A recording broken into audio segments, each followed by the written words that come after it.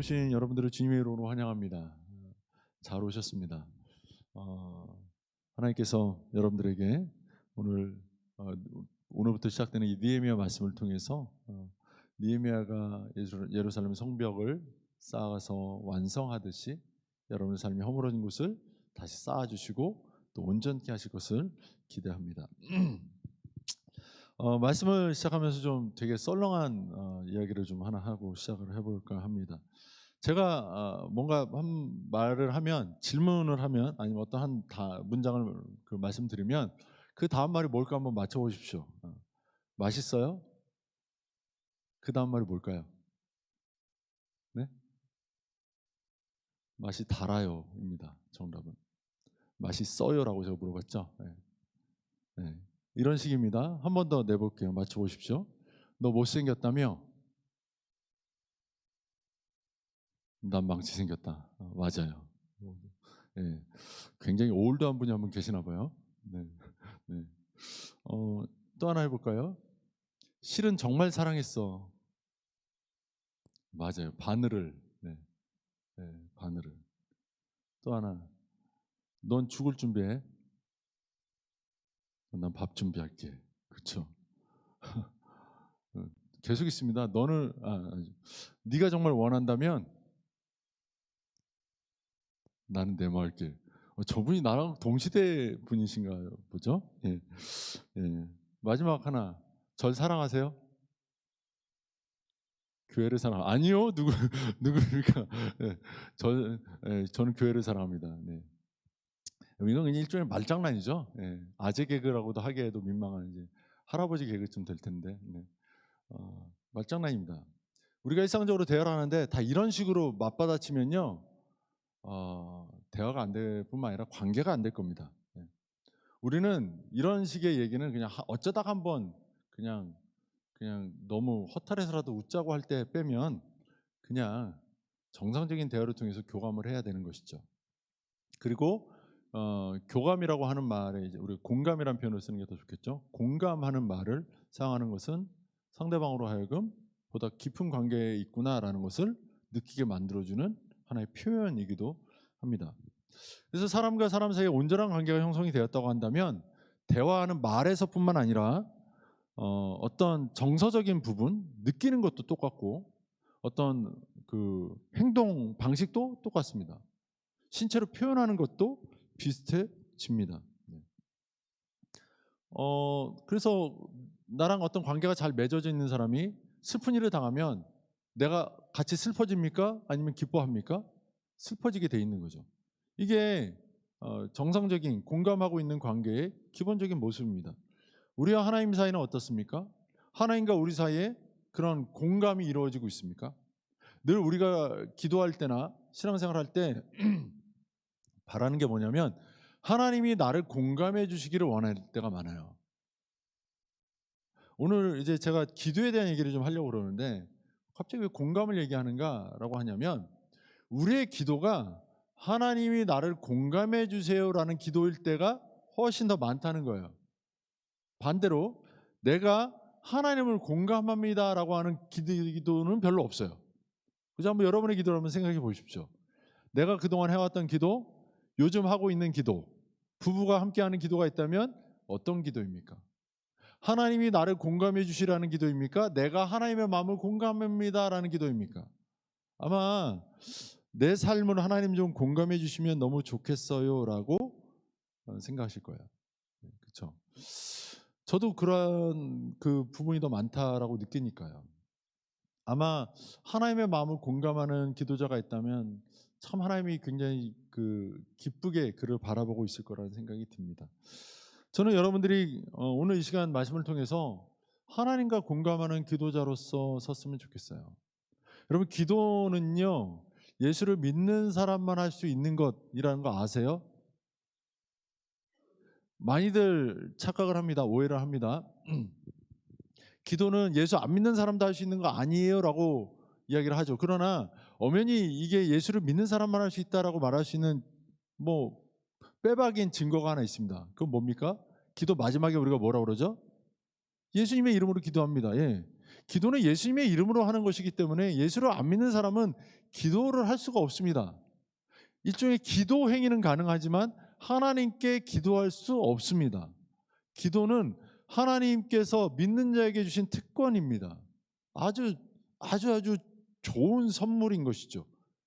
근데 이게 어느 순간부터 믿는 그리스도인들에게 하나의 책무처럼 돼버렸어요. 이걸 해야만 하는 어떤 일처럼 돼버린 거죠. 그래서 새벽 기도에도 특별 새벽 기도회를 따로 붙여가지고 1년에 뭐 며칠씩은 기도하러 제발 좀 나오세요 해야 되는 그런 일이 돼버렸습니다. 그러나 그렇지 않다는 거 아셔야 돼요. 기도는 예수를 믿는 우리에게 하나님께서 허락하신 특별한 하나님 아버지와의 소통 수단이에요. 복된. 자, 그러면 우리가 기도를 할 때 이 아주 하나님께서 우리에게 너무나 좋은 선물 하나 주셨는데 이것을 가지고 어떻게 써야 되겠습니까? 하나님이 우리에게 선물로 기도를 주셨다라는 것을 이런 개념으로 기도를 생각한다면 이 선물을 받은 우리가 이 기도라는 선물을 가지고 하나님과 어떤 그 관계를 맺어야 되겠습니까? 더 가까워져야 되겠죠. 가까워져야 되겠죠. 근데 우리의 기도는 더 가까워지는 수단이 아니라 뭔가를 요청하고 뭔가를 바라는 수단으로 사용될 때가 많아요. 그러니까 벌써 우리의 기도가 한 방향으로 치우쳐 있을 때, 내가 원하는 것을 구하는 기도가 되었을 때 벌써 이것은 기도라는 것을 사용하는 목적에서 많은 부분 벗어났다는 것을 우리는 알고 접근해야 되는 거죠. 자, 느헤미야를 이제 오늘부터 봅니다. 지난 시간까지 에스더를 봤고요. 에스더가 끝나고 이제 느헤미야로 왔습니다. 느헤미야는 에스더 이후에 한 40년 정도 후의 사람입니다. 네. 그러니까 그 에스더가 이미 죽고 떠난 이후겠죠. 그러고 나서 느헤미야 시대가 지금 열려 있는 겁니다. 우리가 잘 아는 에스라의 시대는 느헤미야보다 한 10년쯤 앞섭니다. 네. 느헤미야는 기원전 445년 정도에 일단 등장한 것으로 보통 이제 추정을 하고요. 에스라는 기원전 458년경에 제2차 포로 교환을 했던 것으로 그 기록이 되어 있으니까 10년 좀 넘게 차이가 나죠. 네.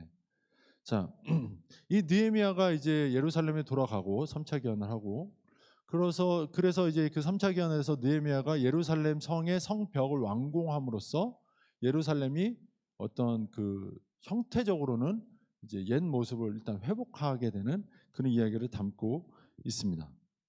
자, 그런데 우리가 에서에서도 계속 살펴봤던 것이 기도잖아요.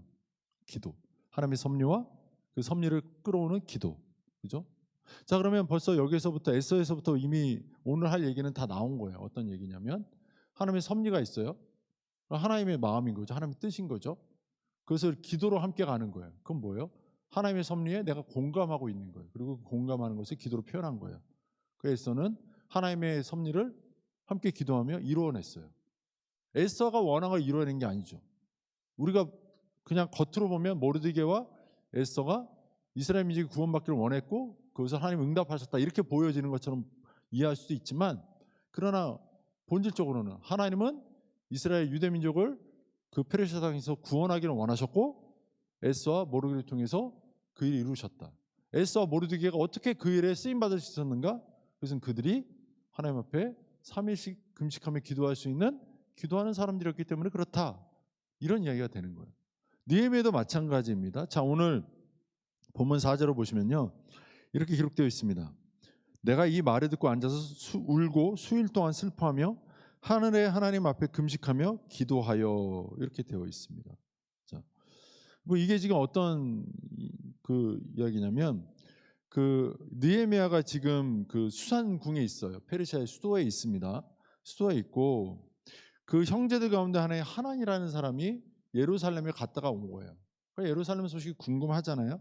어떠니? 라고 물었더니 3절에 그들이 겨우겨우 살아가지고 그 지역에 살고 있긴 한데 너무 환난을 당하고 능력을 받으며 예루살렘 성문은 다 허물어져서 회복도 안 되고 너무 힘들게 살고 있다는 얘기를 느헤미야가 들은 거예요.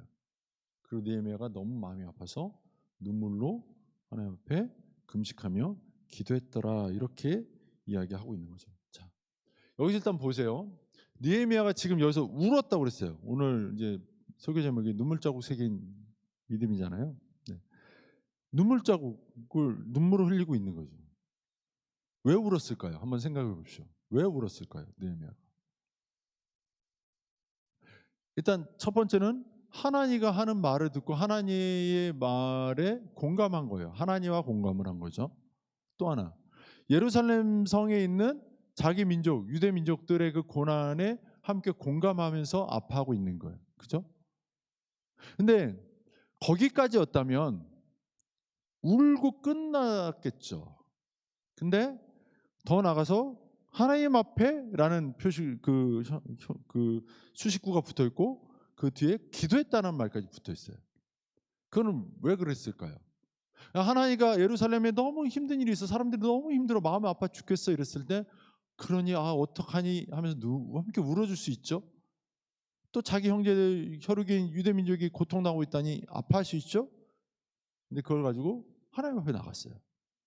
자, 이걸 우리가 이제 피상적으로 보면 유대민족의 그 예루살렘 성에 그 무너진 것을 하나님 회복시켜 주세요라고 구하려고 갔구나라고 생각할 수도 있죠. 그런데 느헤미야는 그렇게 단지 그런 수준으로 나간 건 아닌 것 같다는 거예요. 왜 나갔을까요? 하나님의 마음이 예루살렘 성에 있는 유대민족을 건져주기 원하신다는 것을 느헤미야가 알았다는 거죠. 그러니까 느헤미야가 하나님 앞에 나아가서 기도하는 거예요. 자, 이걸 어떻게 그렇게 제가 단정해서 말할 수 있느냐? 5절부터 보세요. 이 느헤미야의 기도 내용인데요. 제가 한번 읽어드릴게요. 이르되 하늘의 하나님 여호와 크고 두려우신 하나님, 주를 사랑하고 주의 계명을 지키는 자에게 언약을 지키시며, 이게 뭡니까? 주님의 백성들에게, 주님의 말씀을 따르는 주님의 백성들에게 하나님께서 약속하신 거 하나님 지킨다고 하셨죠? 누구와 맺은 약속입니까? 기본적으로 아브라함과 맺은 약속이지 않습니까? 야곱과 맺은 약속이지 않습니까? 내 자손을 창대케 하겠다. 또 다윗과 맺은 약속 어떻습니까? 네 왕위를 영원토록 보존하겠다. 너희 백성이, 이 이스라엘 백성이 나를 섬기면 이 나라가 영원히 있게 하겠다. 근데 망했잖아요. 근데 다시 그것을 상기하고 있는 거예요. 하나님의 기본적인 마음 뜻은 이스라엘 백성의 이런 고난이 아니라 이스라엘 백성이 하나님의 백성으로서 건진받으며 하나님의 백성으로서 누려야 할 그 복된 삶을 누리는 것 아닙니까? 하나님께서 주시겠다 하신 그 약속, 그것을 받아 누리는 것 아닙니까? 이 얘기하는 거예요. 그래서 계속 이어서 보시면 언약을 지키시며 긍휼을 베푸시는 주여.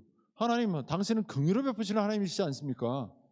하나님은 이스라엘 백성의 이 고통받음을, 비록 그들이 하나님을 버리고 하나님을 떠나서 나라가 망하고 포로가 되고 지금 이 고통 가운데 있지만, 그래서 하나님 잘됐다라고 말씀하지 아니하시고 그들을 향해서 긍휼의 마음을 가지고 함께 아파하시는 하나님이시지 않습니까? 그 얘기하는 거예요. 그러니까 지금 느헤미야는 뭐 하고 있는 겁니까? 하나님의 마음에 공감하고 있는 거죠. 느헤미야의 기도는 이스라엘 민족을 구원해 주세요라는 기도가 아니라 하나님의 마음에 제가 공감해요. 하나님이 이 민족을 보시면 하나님은 얼마나 마음이 아프실까요? 하나님 이 민족을 하나님이 약속하신 대로 다시금 회복시켜 주시면 좋겠는데 그를 위해서 제가 어찌하면 좋겠습니까? 이거예요. 그랬더니 11절에 보시면 어떻게 됩니까? 주여 구원이 귀를 기울이사 종의 기도와 주의 이름을 경외하기를 기뻐하는 종들의 기도를 들으시고 오늘 종이 형통하여 이 사람들 앞에서 은혜를 입게 하옵소서 하였나니 그때 내가 왕의 술관원이 되었느니라 이렇게 되어 있거든요. 사실 우리가 그냥 피상적으로 느헤미야가 이스라엘 백성에서 기도했다라고 말한다고 한다면, 생각한다고 한다면 끝에가 어떻게 돼야 되냐면 하나님 이스라엘 백성을 건져주세요. 이스라엘 백성 예루살렘을 회복시켜 주세요. 이렇게 끝나야 돼요. 근데 느헤미야의 기도는 어떻게 끝났냐면 종의 기도를 들으시고 오늘 종이, 그러니까 누구예요? 내가, 느헤미야가 형통하여 이 사람들 앞에 은혜를 입게 하옵소서. 이게 뭡니까? 나 잘되게 해달라는 얘기잖아요. 내게 은혜 달라는 얘기잖아요. 우리가 생각하는 대로 단순히 예루살렘에 있는 이스라엘 백성을 위한 기도였다면 이렇게 끝맺음하면 좀 이상하지 않겠습니까? 이스라엘 백성이 고통당하고 거기에 함께 공감하며 눈물을 지었는데 기도의 결론은 그래서 내게 은혜를 주십시오. 이게 끝났다는 거잖아요. 그 지금 느헤미야는 뭘 하겠다는 겁니까? 하나님 제게 은혜를 주시면 제가 하나님이 원하시는 이스라엘 백성이 하나님께로 돌아오게 되는, 이스라엘이 무너진 그 예루살렘 성을 회복하는 그 일을 제가 해보겠습니다. 이거잖아요. 그렇게 할 수 있도록 제게 은혜를 주십시오라고 했던 거잖아요. 그러고 났더니 어떤 일이 생겼냐면 은혜를 받아서 왕의 술 맡은 관원장이 되었다는 거죠. 우리가 술 맡은 관원장 그러면 되게 좀 별 볼 일 없는 사람처럼 생각하지만 이 당시에는 왕들이 이제 암살이나 이런 걸 당할 위험성이 높았기 때문에 왕이 밥을 먹기 전에 항상 이렇게 먼저 떠먹어보는 사람이 있는 거예요. 이게 독이 있는지 없는지, 술에 독이 탔는지 안 탔는지. 술을 맡았다는 건 왕이 먹는 술을 잘 관리하는 것뿐만 아니라 왕에게 올려지는 술이 먹어도 되는지 안 되는지를 먼저 점검하는 사람이었다는 거죠. 그러니까 이런 일은 아무나 하는 게 아니라 왕의 신임을 받는 특별한 사람들만 할 수 있는 거예요. 그러니까 일종의 비서실장 같은 개념이다라고 이해해도 된다라고 하더라고요. 그러니까 그런 역할을 하는 사람이 느헤미야였다는 거예요. 이방 사람이잖아요. 페르시아 왕 입장에서는 자기들이 정복해서 자기들이 종처럼 부리고 있는 이방 민족의 그 한 사람인 느헤미야를 자기 생명을 맡길 사람으로 세웠다. 네, 특별한 일이죠. 이 일을 하나님의 은혜로 그렇게 되었다라고 말하는 거예요. 사실 느헤미야가 이스라엘 그 민족의 예루살렘 성에 있는 이스라엘 민족의 고통을 듣고 눈물을 지었다라고 생각할 때 참 좀 느헤미야가 특별하다라고 생각할 수밖에 없는 이유가 있는데 그 뭐냐면 유다가 멸망한 게 기원전 586년이거든요. 기원전 586년에 멸망을 합니다. 그리고 그로부터 한 50년쯤 지나서 48년쯤 지나서 기원전 538년에 고레스 왕에 의해서 칙령이 발표돼요. 모든 포로들은 자기 땅으로 돌아가도 좋다. 그러니까 예루살렘 성으로 돌아가도 좋다라고 칙령이 반포가 됩니다. 그러고 나서 이제 그 스룹바벨이라는 사람이 이스라엘 백성을 데리고 1차로 귀환을 하게 돼요. 이게 1차 귀환이에요. 그러고 나서 그 사람들이 이제 성전을 짓기 시작합니다. 처음에 막 성전에서 성전 지대를 놓고 막 잘했어요. 근데 중간에 주변 민족들이 방해를 해요. 그래서 이게 한 20년 중단이 되어버립니다. 그러고 나서 515년 16년경에 예루살렘 그 성전이 회복이 됩니다. 70년 걸린 거죠. 포로로 잡혀갔다가 한 70년 만에 예루살렘 성전이 회복이 돼요. 자, 그리고 나서 다시 이제 또 수십 년이 흐른 뒤에 에스라가 이제 기원전 458년에 2차 포로 귀환을 합니다. 근데 그 포로 귀환을 할 때 가서 보니까 사실 그 예루살렘 성전을 짓다가 멈춘 20년 동안에도 이스라엘 백성들이 처음 지을 때는 막 열심히 지으려 하다가 20년 동안 붕 떠버리니까 자기들 먹을 것만 챙기거든요. 그러니까 너희들은 편벽한 집에 벽도 있는 집에 거하면서 하나님의 성전은 저 모양으로 냅둘 거냐? 막 이렇게 학계나 이런 선자들 중에 꾸짖었고 하나님께서 그들의 마음을 흥분시키셔서 성전을 짓게 해요. 그러고 나서 그 사람들이 한참 그 뜨거운 마음으로 회복이 됐을까요? 그랬다면 오늘 같은 일이 없어야죠. 오늘 이 사건은 그 성전을 지은 때로부터 한 70년 뒤의 사건이거든요. 그러니까 이스라엘 백성이 예루살렘 성전을 회복한 다음에 예루살렘 성벽도 회복하였더라 이렇게 가야 되는데 중간에 또 뭔가 김이 샌 거예요. 그리고 나서 또 한 60년쯤 있다가 에스라가 2차 귀환을 하죠. 그리고 에스라서의 제일 마지막 장의 끝부분에 보면 어떤 이야기가 담겨 있냐면 에스라가 이스라엘 민족들 가운데 있는 이방 여인들과 결혼해 있는 그 모든 이방 사람들을 다 내쫓아 버려요. 다 나가기로 결정해요. 다 내보내요. 우리가 하나님의 백성으로서의 그 순결함을 정통성을 회복하자 그러고 다 내보내요. 느헤미야가 지금 이 얘기를 듣기 한 10여 년쯤 전 일이에요. 그런데 지금 예루살렘 성벽이 아직도 회복이 안 돼 있고 그 땅은 여전히 어려운 가운데 있는 거예요. 이걸 보면서 우리는 두 가지 생각할 수 있죠. 아니 성전을 그렇게 열심히 지었는데 그렇게 자기 가족들도 내보냈는데 하나님이 그 땅에 복을 안 주셨나? 이거 하나. 또 하나. 이스라엘 백성은 왜 자꾸 금방금방 그렇게 열심히 있는 척했다가 다시 식었다 열심히 있는 척 했다가 다시 식었다 이럴까? 느헤미야도요. 느헤미야 마지막 시에 가면 에스라처럼 똑같은 얘기가 또 나와요. 제사장 중에 하나가 이방 여인을 아내로 맞아들였다가 느헤미야가 꾸짖는 장면이 또 등장해요. 계속해서 이렇게 왔다 갔다 하는 거예요. 자, 그러면 여기서 일단 우리가 생각할 건 이런 거죠. 지금 느헤미야는 유다가 망하고 포로로 끌려간 지 140년은 최소 지난 시점이거든요. 지금 이 시점은 140년이 지난 시점이면 민족성도 흐릿해지고 살아있다 할지라도 수산에서 어느 정도의 술 맡은 관원장이 될 만한 자리에 있을 만한 그 지위를 가지려면 어느 정도 페르시아화 되었을 거라고 생각할 수 있잖아요. 그런 사람이면 사실 동족에 대한 어떤 간절함이 얼마나 있었겠습니까? 근데 느헤미야가 울었다는 거예요. 울었다는 거예요. 눈물로써 하나님 앞에 금식하며 기도했다는 거예요. 자, 이걸 보면서 우리가 생각할 건 뭡니까? 느헤미야가 자기 민족에 대한 사랑이 특별했겠다라는 것도 한 가지 생각할 수 있지만 동시에 그가 하나님께 대한 믿음이 특별했기 때문에 자기 민족에 대한 사랑도 특별했을 것이다 라고 추론해 볼 수 있는 거죠. 사람이 사람에 대해 가진 정은 지난주에 제가 말씀드린 것처럼 남녀가 사랑할 때도 이제 생체 호르몬이 나와서 사랑의 유효기간은 한 1년에서 2년밖에 안 돼요. 얼마 안 돼요. 감정적으로 사랑할 수 있는 건 길지 않아요. 아무리 내 핏줄이 한국인이다 할지라도 그거 얼마나 가겠습니까? 해외에서 1대, 2대, 3대, 4대 살다 보면 희릿해지기 마련이에요. 그런데 그가 그 민족을 여전히 사랑할 수 있었다? 이건 그냥 민족성이 그랬다라고 보는 것보다는 어떻게 보면 좋겠냐면 그 유대 민족 가운데 포로로 잡혀 있는 그들 가운데 하나님을 향한 신앙이 여전히 살아 있었다. 신앙이 살아있는 그 사람 중에 하나였다라고 보는 거죠. 그래서 그 하나님을 경외하고 하나님을 신앙하는 그 사람이 그 느헤미야였기 때문에 느헤미야는 하나님이 아끼고 사랑하는 이스라엘 민족을 향한 사랑 또한 가지고 있었을 것이다 라고 볼 수 있지 않겠냐는 거예요. 무슨 얘기인지 이해가 되십니까? 하나님이 사랑하시니까 하나님을 사랑하는 그가 볼 때 하나님이 사랑하는 대상이 자기 민족을 사랑하고 있는 거예요. 내 민족이니까 100년이 지났는데 훌쩍 지났는데도 여전히 나는 그들을 위해서 금식하며 울 거야 이런 마음 가졌다 보기보다는 그는 하나님을 사랑했기 때문에 하나님이 사랑하시는 자기 민족에 대한 사랑을 함께 가진 것이지 않겠느냐라고 보는 거예요. 여러분 한번 생각을 해볼까요? 우리가 기도라는 것을 할 때요, 오늘 느헤미야 같은 그런 기도가 되었으면 좋겠어요. 우리가 잘 되게 해주세요. 내가 좀 승진하게 해주세요. 뭐 취업되게 해주세요.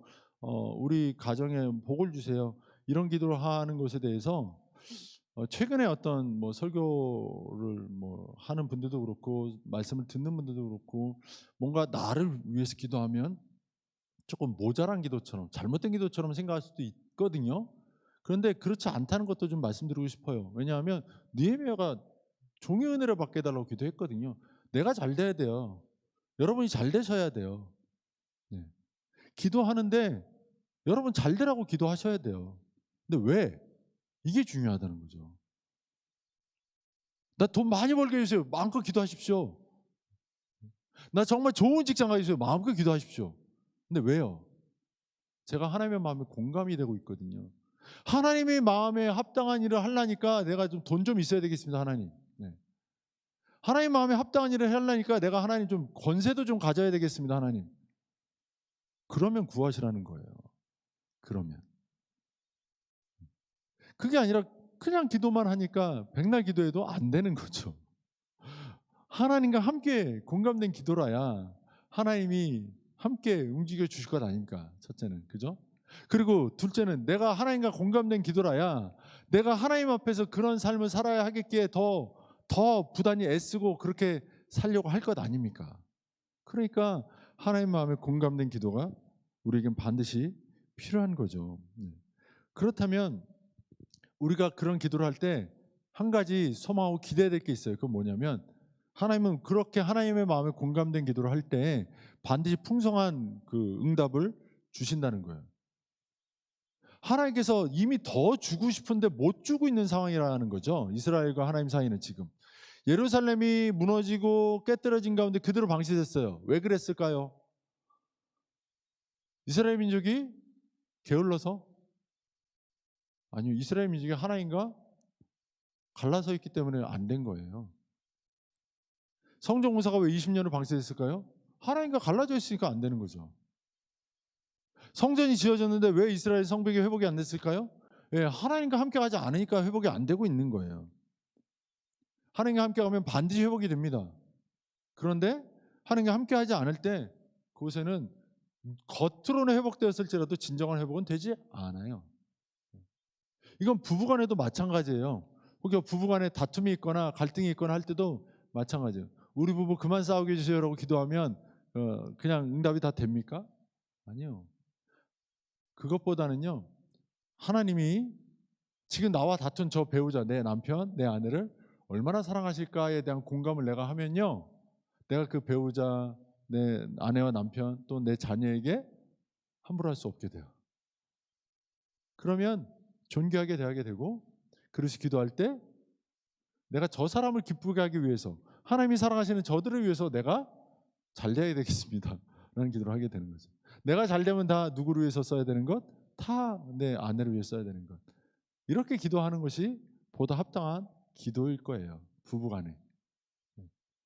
그냥 아내는 우리 남편 직장에서 승진하게 해주세요 기도하는, 그게 아니고요.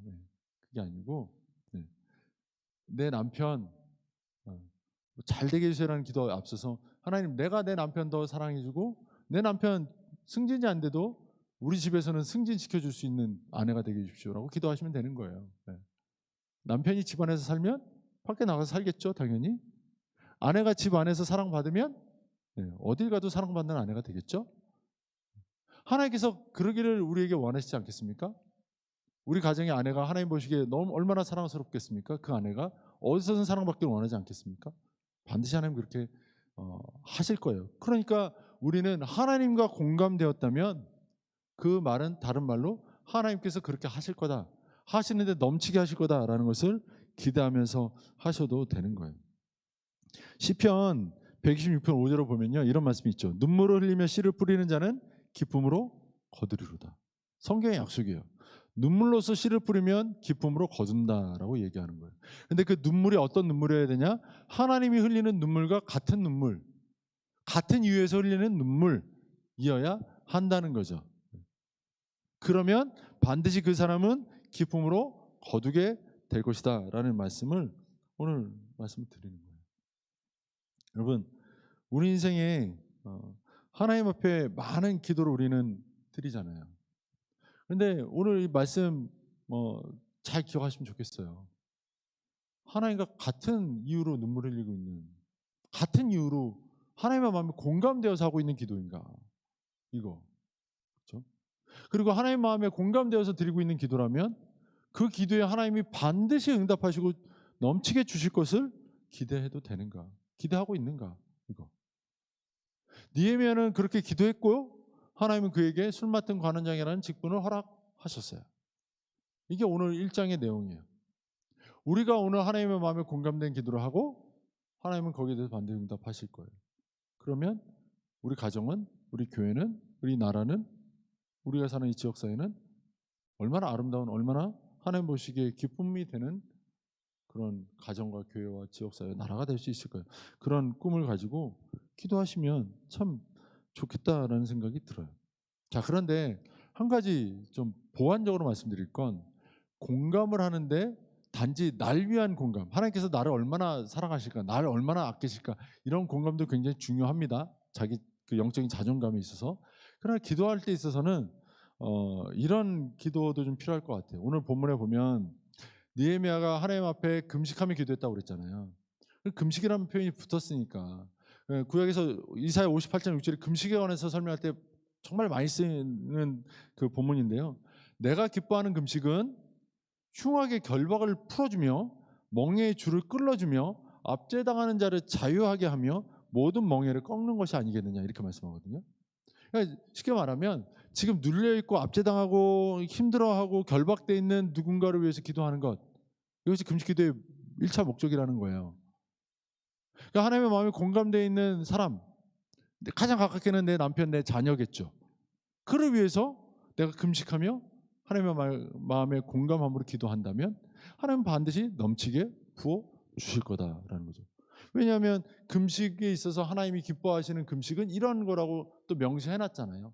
말씀대로 우리가 기도하자면, 여러분이 이제 앞으로 기도할 때 내 남편을 위해서, 아내는 남편은 내 아내를 위해서, 또 부부는 자녀를 위해서 항상 그들을 둘러싸고 있는 세상의 압제와 세상의 결박과 세상의 멍에를 끌어 주시도록 하나님 앞에 기도하는 거예요. 그럼 누가 잘 될까요? 그들도 잘 되겠지만 1차적으로는 내가 잘 될 거예요. 내가 행복해질 거예요. 내가 하나님의 복을 얻게 될 거예요. 이게 느헤미야가 우리에게 보여주는 교훈이라는 거죠. 이스라엘 백성이 결국 52일 만에 예루살렘 성벽을 완성하거든요. 놀라운 일이에요. 엄청난 일이에요. 나중에 제가 이 성벽의 규모를 말씀드리겠지만 이거 52일에 오늘날에도 쉽지 않은 규모를 짓는 거거든요. 엄청난 일을 해요.